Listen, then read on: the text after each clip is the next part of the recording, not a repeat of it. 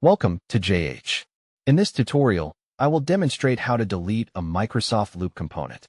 Removing these items is an effective way to organize your digital environment and clear out information that is no longer relevant.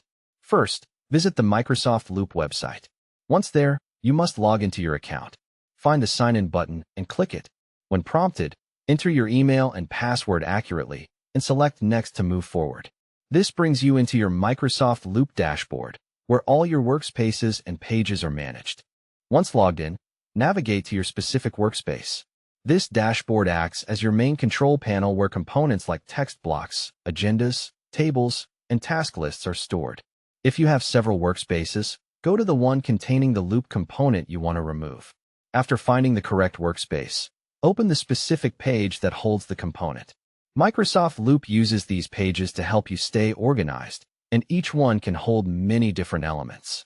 Locate the exact page where the unnecessary component is placed. Now for the most important part, finding the component you want to get rid of. You will see a set of 6 dots next to the name or icon of the component. This is the More Options or Action button. Click on these dots to open a menu with various choices.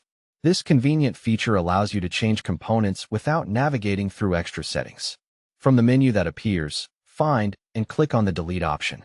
You will be asked to confirm that you really want to delete the item. It is always smart to double-check, as deleting a component removes it forever from your page.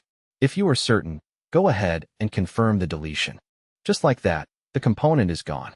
This simple process keeps your workspace clean and helps your team focus on important tasks.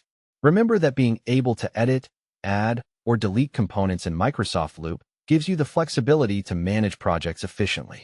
Whether handling a small task or a massive project, knowing how to customize your workspace is vital. I hope this walkthrough was helpful. Keep testing the features of Microsoft Loop to see how they improve your collaboration. I will see you in the next tutorial.